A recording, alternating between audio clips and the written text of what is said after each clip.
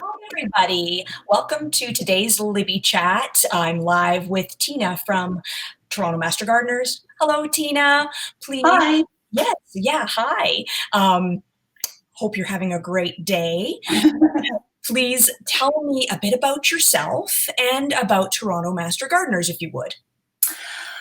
I am a Toronto Master Gardener for almost 20 years now. The Master Gardeners are part of an international education organization. Our mission is to help the public learn good, sustainable gardening skills, both outside and inside. I myself, my specialty, I quite love houseplants, tropical plants, and big trees. I'm a sucker for big trees. Awesome, awesome. You also have, I know we talked about this later in the during the launch party, which you joined us for, which was on October 1st. But tell me a little bit about your violet and cactus collection, if you would, because those are the two main characters in Libby. And then we'll talk a little bit about show me the collection. Yes. Well, this is only a small part of the collection. So I'm fortunate enough to have a small greenhouse and I grow a lot of tropical plants. But here are some of the ones that I have started from seed, actually. Beautiful. And what are they? All sorts of, so equinox, and this is some sort of, I'm terrible at Latin names, which we all didn't know as Master Gardeners. But that one's kind of a, there we go. Ah, yes. Kind of Libby-like. Yes, Libby-like, yep. Yes. And different long rat-tailed cactus. I have a lot of succulents, which are part of the bigger part of the cactus family, and lots of African violets, which I also grow from leaves, actually, not seed. Oh, wow, that's neat. Okay, later on we'll talk about how to grow your own cactus from seed. But we'll save that for a little bit. Okay. Let's talk a little bit about. I just wanted to know your thoughts on Libby, the Libivia Jajoyana, if you would, our book. So please, whatever you'd like to. Well, it's very nice to read any kind of book about plants. And this one did a very, very good job of distinguishing between, because every plant, like every person, is quite unique and with unique characteristics that usually have evolved due to the environment that they live in. So it was lovely to read that. Very, very cool. Oh, yes. And actually, let's talk about the backgrounds and the information that you know about Libivia jajoyana and about African violets. And see, again, you talked about this during the launch. They're extremely different, and I didn't even consider quite to the extent how different they are, and it just makes the book even more appropriate, I think, for its themes. I mean, but I just sort of discovered the extent to which they are different, almost polar opposites, when you were discussing their backgrounds at the launch. So please, if you wouldn't mind redoing that presentation verbally, that would be terrific. Sure. Okay. So they do come from very different areas. And what you want to do when you're growing houseplants is to know what their native habitat was like, because by their native habitat, that's where they're used to being. If we can replicate their native habitats in our homes, they'll be much happier, grow more successfully. So cactus, Libivia in particular, come from northern Argentina and Bolivia. So actually, Bolivia is an anagram of Libivia. That's so neat. On purpose. That's not a coincidence. It's on purpose. So if you can imagine kind of rocky, deserty, top of mountain, kind of like, if you've not been to Argentina, kind of like Mexico. The soil is not lush. There's no green trees. There's a few plants, mostly cactus or low growing kind of succulents. The only thing beautiful that stands out would be their flowers, which usually happen at night. The soil isn't very nutritious because it is quite rocky, and the nutrients aren't readily accessible to the roots of the cactus. By contrast, African violets come from Tanzania and Kenya at the top of the mountains. And it is very, very lush and very, very green and very, very rainforesty. So the African violets grow at the bottom underneath all these really tall trees. Okay. And they have the great big leaves that are nice, lots and lots of surface area so that they can try and collect as much light as possible that filters through, as well as moisture. Mm-hmm. That kind of thing. And lots of things are rotting. If you can imagine a damp, wet kind of soil, it's very, very peat mossy and full of all sorts of rotting things, which is perfect for adding nutrition to the soil. So they have a very, very easy time of getting lots of nutrition. Right. So they kind of developed their unique characteristics based on the environments that they came from. Mm-hmm. Cactus probably even more so, if you want me to go on about the really unique aspects of a cactus. Yeah, and how they evolved for their environment and stuff like that. Yes, please. Right. So many, many, many, many, many, many years ago, cactus actually would have had leaves. They would have had leaves just like any other plant. And in fact, there's a couple of cactus that still have leaves. They're very rare and unusual, but they do kind of show us the evolutionary step of what they used to look like. Mm-hmm. So because they were growing in an environment that was so dry and so inhospitable, the leaves actually, over the course of time, became spines. Yes. Yeah. So basically a cactus is a stem and a spine, all the different spines. And the spines serve a lot of useful purposes. If there is any kind of condensation or weather, a little bit of rain, it will collect on the spines. Yes. They will collect that because they increase the surface area, and they'll actually slowly drip right down into the soil surface so that the cactus would get more water than the area around it. Most of them are kind of wrinkly like this, like they've got ridges in them. Mm-hmm. So they're like a sponge. So when the water is low, they can kind of sink a little bit, but then they can puff right out when they get a lot of rainfall. Okay. Typically in the desert, where these grow northern Argentina, not much rain at all. And in fact, in the wintertime, they get very, very, very little rain. And in the summertime, they get most of the rain. So there's quite a bit of contrast, unlike the African violet, which has constant rain mostly all year round. Right. So other things that the spines do, they protect the plant from animals. Because if you live in the desert and you're an animal, you are always looking for water. And if you see something that's lovely and green, you want to come and eat it because you're going to get your moisture from there. And the spines protect it from that. Right. So, also, cactus tend to be quite tough. The skin, if you can get past the spines, the skin is very, very waxy, which of course helps to hold in the water. Whereas African violets, it's very easy to damage the leaves. Is there a particular reason that African violets are fuzzy?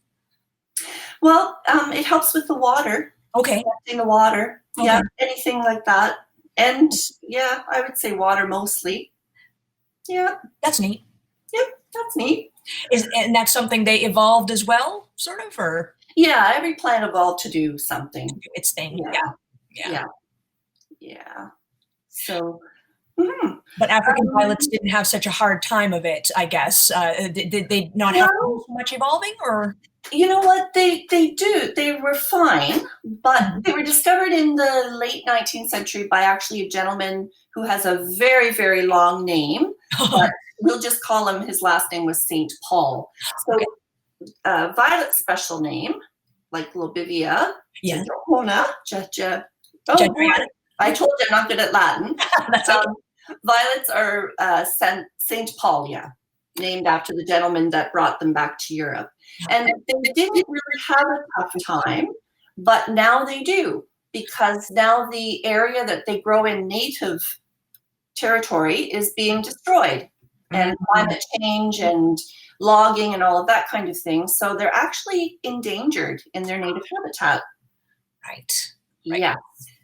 The other interesting thing about them, though, they do flower all year round, whereas Libby maybe only maybe once a year, maybe a couple of times a year. It takes quite a bit longer to get a cactus to flower than an African violet, which will flower most of the time if it's happy. Right.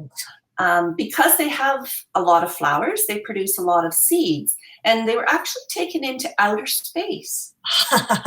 Neat. Yes, because NASA wanted to do studies on how plants would be different growing in outer space than they would be growing on Earth. Right. And they discovered that there were great differences. And when they brought the African violets back, they grew twice as many flowers and were twice as big. So you can actually buy, they continued to propagate them, so you can still get African violets that were one day their ancestors were in outer space. Yeah, so that's kind of interesting. Yeah. Yeah.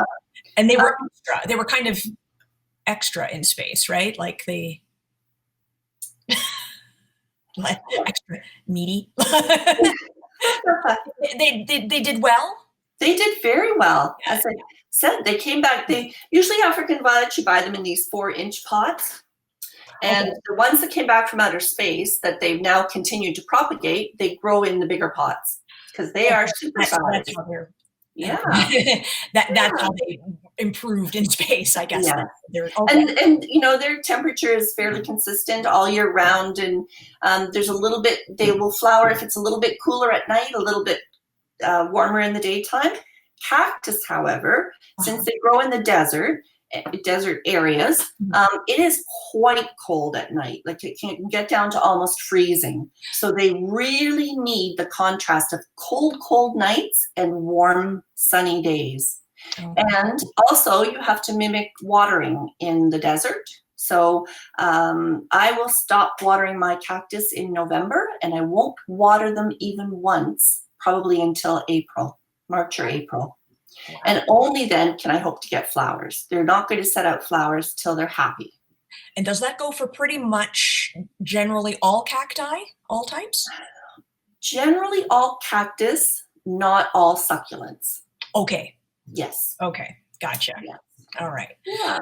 Now, you mentioned there that about habitat destruction and climate change and so forth, so affecting violets in particular. I assume in general it's affecting all plant life because climate change is worldwide, and this is why we do not harvest these plants from the wild, correct? We get them from nurseries? Absolutely correct. Yeah. Absolutely correct. That goes for all plants. Even growing native plants in our garden, there's a beautiful illustration in Libby of the garden. Yes. Even for our gardens, native plants, you need to get them from a reliable source. You cannot go out and just harvest them. Right. And oftentimes they won't grow because they're used to a certain set of conditions. And if you can't, which you can't replicate in your garden, so even if you harvest them, they will die. Okay. Yeah. And houseplants in particular, obviously you don't put those in your garden because you need to.